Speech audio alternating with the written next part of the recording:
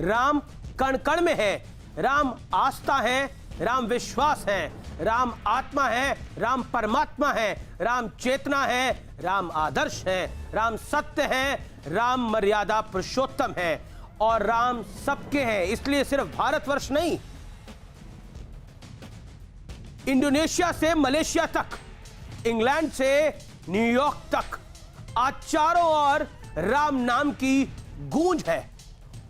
और आज 30 साल पहले प्रधानमंत्री मोदी ने राम मंदिर आंदोलन के सारथी बनकर जो व्रत लिया था, उसकी पूर्णाहुति भी हो गई है।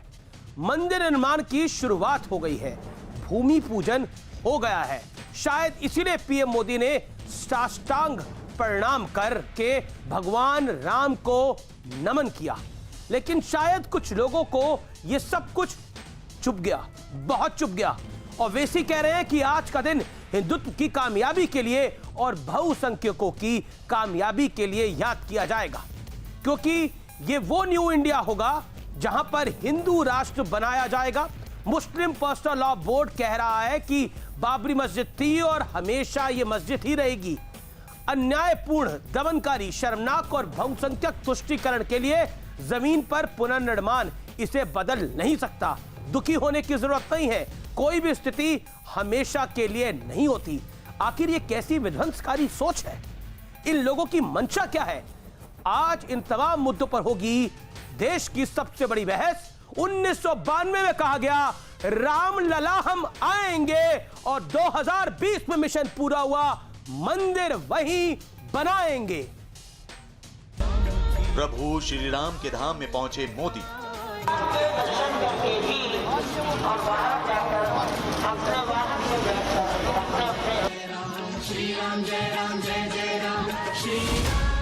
श्री राम के चरणों में मोदी का साष्टांग प्रणाम।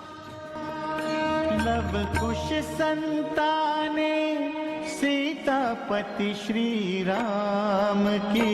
लव कुश दुनिया भर के राम भक्तों की पूरी हुई आस।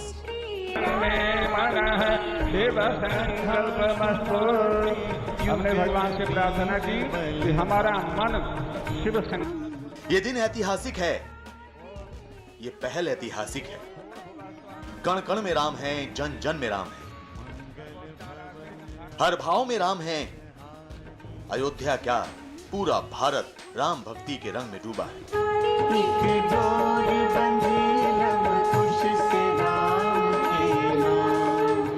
पूरा भारत राममय है,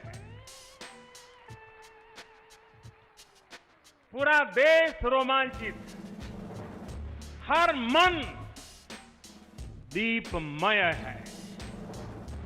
आज पूरा भारत भावुक है। सदियों का इंतजार आज समाप्त हो रहा है। बरसों से टाट और टेंट के नीचे रहे हमारे रामलला के लिए अब एक भव्य मंदिर का निर्माण होगा। लेकिन ऐतिहासिक खुशी के इस मौके पर मुस्लिम पर्सनल लॉ बोर्ड ने अपनी असली सोच जाहिर कर दी। वैसे तो ये संविधान की बात करते हैं, लेकिन आज मुस्लिम पर्सनल लॉ बोर्ड ने ट्वीट किया, बाबरी मस्जिद थी और हमेशा मस्जिद ही रहेगी। हागिया सोफिया मस्जिद इसका एक बड़ा उदाहरण है। अन्यायपूर्ण, दमनकारी, शर्मनाक और बहुसंख्यक तुष्टीकरण के लिए जमीन पर पुनर्निर्माण इसे बदल नहीं सकता। दुखी होने की जरूरत नहीं है, कोई भी स्थिति हमेशा के लिए नहीं रहती है। जिस हागिया सोफिया मस्जिद का जिक्र मुस्लिम पर्सनल लॉ बोर्ड ने किया है, इसी मस्जिद का जिक्र कुछ दिन पहले ग्लोबल आतंकी मसूद अजहर ने भी किया था। उधर असदुद्दीन ओवैसी अलग ही आग उगल रहे हैं। नरेंद्र मोदी आज भूमि पूजन में जाकर जो उन्होंने वहां पर वो जो चांदी का पत्थर रखा, उन्होंने एक हिंदू राष्ट्र की बुनियाद आज वहां पर डाली है। तो आज का दिन सेकुलरिज्म की शिकस्त का दिन है, आज का दिन जमहूरियत की शिकस्त का दिन है और आज का दिन याद रखा जाएगा। मैं शुरू से इस बात को कह रहा था कि कि वजीर आजम को, प्रधानमंत्री को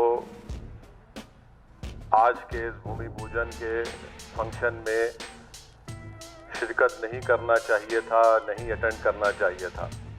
प्रधानमंत्री के तौर पर, मुख्यमंत्री के तौर पर आप नहीं जा सकते क्योंकि आप संवैधानिक शपथ के दायरे में हैं। असाउद्दीन ओवैसी ने यह कहा है। देखिए, सेकुलरिज्म का मतलब हिंदुओं का विरोध नहीं हो सकता। सेकुलरिज्म का मतलब सर्वधर्म समभाव से है। अगर हम ईद पे बधाई दे सकते हैं, क्रिसमस में बधाई दे सकते हैं, तो हमें रामनवमी, विजयादशमी पे भी बधाई देने का अधिकार है। इसके लिए हमें ओवैसी या कोई दूसरा व्यक्ति नहीं सिखाएगा। सवाल है कि क्या ऐसे पावन मौके पर इस तरह जुबानी जहर उगलना उचित है? आज इन तमाम मुद्दों पर होगा संवाद। 1992 में कहा राम लला हम आएंगे, 2020 का संदेश मंदिर वहीं बनाएंगे। और अब विश्लेषण। आज का विश्लेषण थोड़ा अनोखा है, थोड़ा अलग है। प्रधानमंत्री मोदी आज अपने संबोधन में उन्होंने कहा, राम काज कीन्हे बिना मोहि कहां विश्राम, यानी जब तक राम का काम ना हो तब तक मुझे आराम नहीं है। इसलिए आगे बढ़ने से पहले आज कुछ तस्वीरों का विश्लेषण आवश्यक है, यानी जरूरी है। ये वो तस्वीरें हैं जो बताती हैं कि किस तरह प्रधानमंत्री मोदी बीते करीब 30 साल से राम मंदिर का इंतजार करते रहे।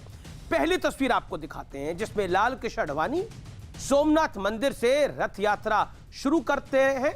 नरेंद्र मोदी इस रथ यात्रा के सारथी की तरह उनके साथ रहते हैं। ये उसकी तस्वीर है। अगली तस्वीर देखिए, ये देखिए, ये तस्वीर इस बात का प्रमाण है कि कैसे नरेंद्र मोदी हर पल लाल कृष्ण आडवाणी के साथ रहे। ये तीसरी तस्वीर है, अपने आप में काफी कुछ कहती है। लाल कृष्ण आडवाणी और नरेंद्र मोदी ट्रेन में सवार हैं। रास्ते में ट्रेन रुकी तो आडवाणी ने माइक थाम लिया और मोदी लाउड स्पीकर लेकर साथ खड़े हो गए। यानी प्रधानमंत्री नरेंद्र मोदी तत्कालीन बीजेपी के जनरल सेक्रेटरी माइक थामे हुए हैं और लाल कृष्ण आडवाणी ने माइक पकड़ा हुआ है। यानी एक तरफ उन्होंने स्पीकर पकड़ा हुआ है, दूसरी तरफ माइक पकड़ा हुआ है। और आगे की तस्वीर देखते हैं। मोदी मंदिर आंदोलन के दौरान पग पग पर आडवाणी के साथ रहे। ये कलर तस्वीर है, ये पहली कलर तस्वीर हमें मिल पाई जब मोदी आज से 28 साल पहले तिरंगा यात्रा लेकर अयोध्या पहुंचे थे। साथ में मुरली मनोहर जोशी दिख रहे हैं। ये आप तस्वीर वहां की देख रहे हैं। तिरंगा यात्रा लेकर प्रधानमंत्री मोदी पहुंचे थे। और छठी तस्वीर है जब भूमि पूजन का काम संपन्न हुआ, यानी निर्माण पूरा हुआ। और यह दृश्य अलौकिक है, अद्भुत है, इसमें कोई दो राय नहीं कि देश का प्रधानमंत्री दंडवत प्रणाम कर रहा है रामलला के दरबार के अंदर। दंडवत यानी पूरी तरह से नतमस्तक होकर प्रणाम कर रहा है। मैं सीधा रुख करता हूं आज के पैनल का। मेरे साथ आज की चर्चा में कई मेहमान हैं। डॉक्टर सुधांशु त्रिवेदी हैं, देवकीनंदन ठाकुर हैं, महंत राजू दास हैं, सईद असीम वकार हैं। आप तमाम लोगों का अभिनंदन है। मेरे साथ यास्मीन फारूकी हैं, member all India Muslim Personal Law board की। मेरे साथ तस्लीम रमानी है, लीडर एसडीपीआई के। तमाम लोगों ने तमाम तरह की बातें करी हैं। मैं सबसे पहले आपके पास आता हूं Yasmin ji. All India Muslim Personal Law Board को टर्की की मस्जिद की तरफ जाने की क्या जरूरत थी, या क्या कहने की जरूरत है कि यह श्री राम का मंदिर परमानेंट नहीं है?